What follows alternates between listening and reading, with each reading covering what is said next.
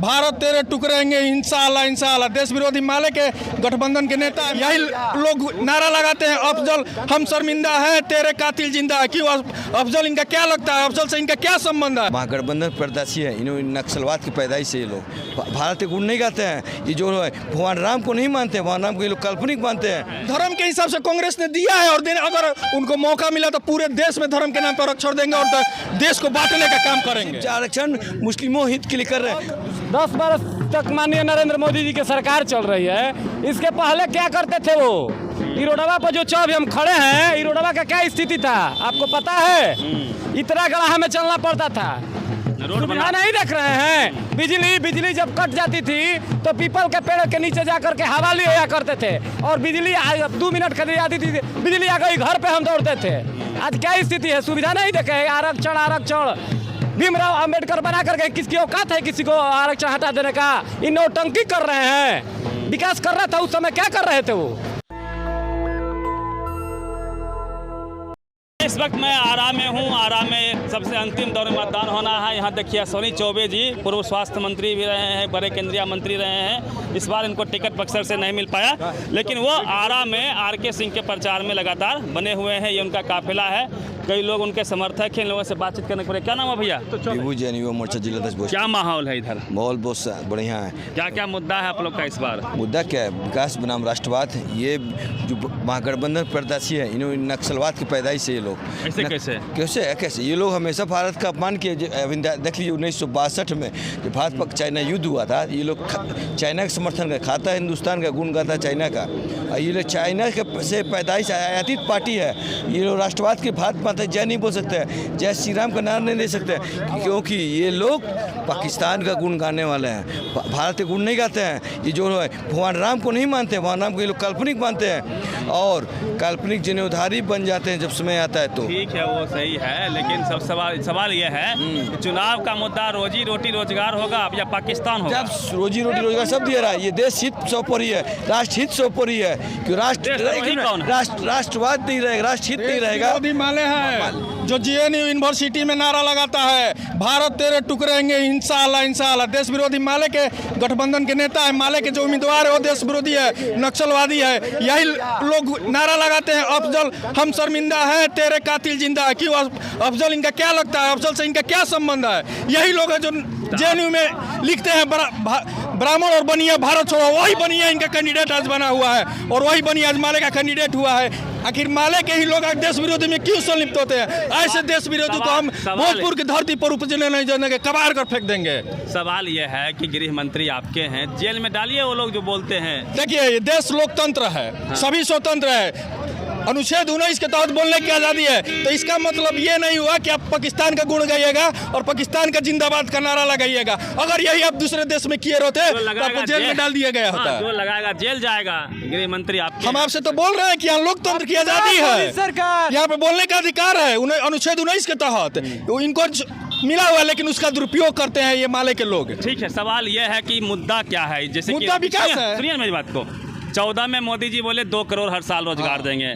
इस बार किसी मंच से रोजगार पे नहीं बोल रहे हैं। बिल्कुल बोल रहे हैं। तेजस्वी यादव बोल रहे हैं हम 1 करोड़ रोजगार देंगे। रोजगार का मुद्दा। एक बात बताइए, तेजस्वी यादव 1 करोड़ रोजगार बोल रहे हैं, उनका इंडी गठबंधन के राहुल गांधी 30 लाख का रोजगार बोल रहा है। किसको सच माना जाए? वो राहुल गांधी जी बोल रहे हैं अपने मैनिफेस्टो में कि 30 लाख पद खाली है। अच्छा। और ये बोल रहे हैं 70 लाख और जनरेट करेंगे, क्रिएट करेंगे। अच्छा। 70 30 1 करोड़ हो गया। हम आपको बता रहे हैं कि 2004 से लेकर 14-13 तक कांग्रेस की सरकार में 6 लाख रोजगार मिला था, लेकिन यही एनडीए गठबंधन की सरकार, नरेंद्र मोदी की सरकार 2014 से लेकर 2023 तक 9 लाख रोजगार दिया है। और स्टार्टअप योजना के तहत लाखों लोगों को उद्यमी योजना के तहत लोन दिया गया और एक लोन अगर किसी को मिलता है तो 10 रोजगार वो पैदा करता है। इसे करोड़ों रोजगार दिया गया है। 2 करोड़ खोज रहे हैं ना, करोड़ों रोजगार। अब 2 करोड़ की बात करें, करोड़ों रोजगार मिला हुआ है एनडीए की सरकार में। अग्निवीर को लेके बोल रहे हैं राहुल गांधी जी कि मैं खत्म कर दूंगा। देखिए वो क्या आप लोग का क्या राय है? हम राहुल गांधी से पूछना चाहते हैं, जहाँ जहाँ कांग्रेस की सरकार है वहाँ पर कितना रोजगार दिए हैं, वहाँ पर महिलाओं का सम्मान दिए हैं। उनके ही राज्य में, उनके ही सरकार में महिलाओं के साथ अत्याचार किया जाता है। पहले वो अपने राज्य को संभाले। मणिपुर में तो भयानक हो गया सर, आपकी सरकार थी वहाँ। मणिपुर में वो भयानक जातीयता जाति धर्म का इन लोगों का उपजा हुआ देन है। इन लोगों ने मणिपुर में करवाया है एनडीए सरकार को बदनाम कौन करेगा? एनडीए सरकार को बदनाम करने के लिए कराया गया है। कांग्रेसी कराया? बिल्कुल कांग्रेसियों ने कराया है। इस बार मतलब मुद्दा राम मंदिर है। राम मंदिर तो बन गया। हाँ। अब क्या चाहिए राम? अब इस बार मुद्दा कृष्ण मंदिर है, मथुरा है, काशी बनारसी है। धर्म के नाम पे चुनाव लड़ेंगे आप? कहाँ हम धर्म पर चुनाव लड़ रहे हैं? धर्म के नाम पर कांग्रेस धर्म कांग्रेस करती है, धर्म के नाम पर आरक्षण देती है।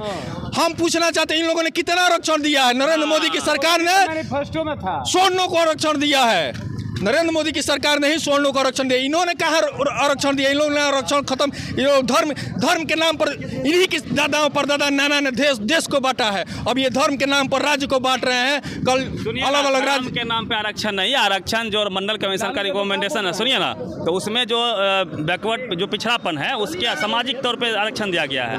उसमें जो मुस्लिम जातियां हैं उसको भी सम्मिलित किया गया है। वो 2 भाग में है, एक ओबीसी में है, एक जनरल में। ईडब्ल्यूएस क्लब आप ले रहे हैं, वो भी ले रहे हैं जो अपर कास्ट मुस्लिम में है। तो मुस्लिमों में ही क्यों? आखिर हिंदू धर्म में भी लोग ये भाई धर्म के हिसाब से आरक्षण नहीं दिया गया है। धर्म के हिसाब से कांग्रेस ने दिया है। और अगर उनको मौका मिला तो पूरे देश में धर्म के नाम पर आरक्षण देंगे और देश को बांटने का काम करेंगे। ये मुद्दा हो गया धर्म के नाम पर आरक्षण, लेकिन अभी तक तो नहीं दिया गया है कहीं पर भी।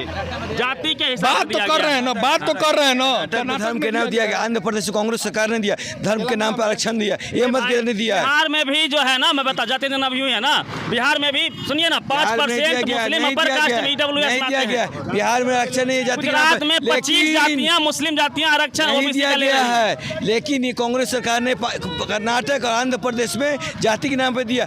फिर से इनके मैनिफेस्टो में पढ़िए, सिर्फ आरक्षण मुस्लिमों हित के लिए कर रहे हैं, दूसरे किसी को नहीं। क्योंकि स्वार्थ राष्ट्र हित एक में सुन लीजिए, राष्ट्र हित सोपोरी नहीं है इनके लिए, इनके स्वार्थ हित सोपोरी है। हिंदू को आरक्षण मिलेगा जाति के नाम पे, मान लगता है फिर की बात को।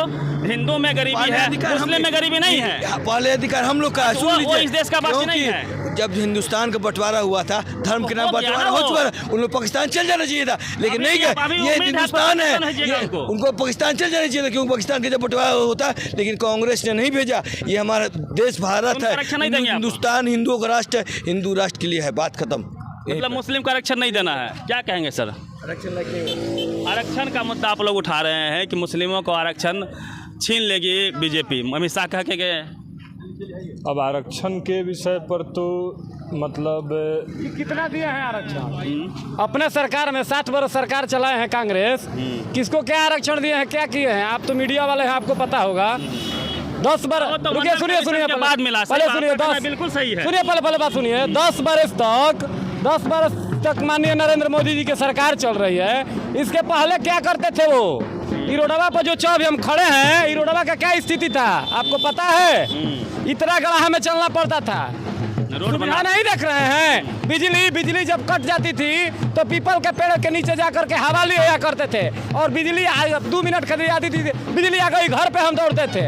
आज क्या स्थिति है? सुविधा नहीं देखे। आरक्षण भीमराव अंबेडकर बना करके किसकी औकात है किसी को आरक्षण हटा देने का? इन नौटंकी कर रहे हैं। विकास कर रहा था उस समय, क्या कर रहे थे वो? विकास करना था, दरअसल विकास नहीं हुआ। रिमोट से चला रहे थे सरकार। अच्छा आप ही बताइए, मनमोहन जी बहुत अच्छे प्रधानमंत्री थे, बहुत अच्छे प्रधानमंत्री थे। मनमोहन जी के माने हम लोगों से बड़े बुजुर्ग और सीनियर हैं, हम लोग कहने नहीं सकते हैं, लेकिन एक बात कहते हैं, उनकी थी हिम्मत कि अपने से कुछ निर्णय ले लें। आप भी यदि देखे हैं तो इसी सरकार में निर्णय देखे हैं, कभी आपने निर्णय नहीं देखा होगा जो माननीय श्री नरेंद्र मोदी। और क्या मुद्दा है इस बार? मुद्दा क्या है? विकास करना है। जिस तरह से सरकार चल रही है उस तरह से और आगे की ओर बढ़ाना है देश को। आप देख रहे हैं देश कहाँ चला गया जी। मैं वही ना पूछ रहा हूँ, तेजस्वी जी खुले मंच से कह रहे हैं, राहुल गांधी बोल रहे हैं कि रोजगार देंगे 1 करोड़। किसी को बुर्बक बनाने से नहीं, झांसा में नहीं आने वाली है। आज देश के प्रधानमंत्री माननीय श्री नरेंद्र मोदी जी देश को विकसित बनाने के चक्कर में लगे हैं और इन लोग खींचने के चक्कर में लगे हैं। लेकिन देश की जनता समझ चुकी है इन चोरों को। चोरी करना यहाँ पर अब संभव नहीं है। देखिए कहाँ से लोग पकड़ा रहे हैं चोरी कर करके। आरा है ना ये? हाँ यारा है, आरा सिंह यहाँ से है। हाँ आरके सिंह है, आरके सिंह है, आरके सिंह। आरा से आर.के. सिंह लड़ रहे हैं। ये बीजेपी का जो है देखिए कारवां है, काफिला है। सनी चौबे अभी जस्ट यहाँ से निकले हैं और जिस प्रकार से तैयारी बीजेपी की है आप देख सकते हैं तैयारियों को। और रोजगार का मसले पे बीजेपी फंसी हुई है, ऐसा लोग कहते हैं कि रोजगार को लेके फंसते दिख रहे हैं मोदी जी। तो इस बार क्या मसला रहेगा आपका, पूरी बातचीत पे प्रतिक्रिया दीजिए। रवि मेहता, नेशनल दस्तक, आरा। नेशनल दस्तक की आपसे गुजारिश है कि अगर इसको बचाना चाहते हैं तो नेशनल दस्तक को सब्सक्राइब करने के लिए रेड कलर के सब्सक्राइब बटन को दबाएं, फिर बेल आइकन की घंटी दबाएं। नेशनल दस्तक को बचाने के लिए बहुत जरूरी है कि हर खबर को शेयर करें, लाइक करें, कमेंट जरूर करें।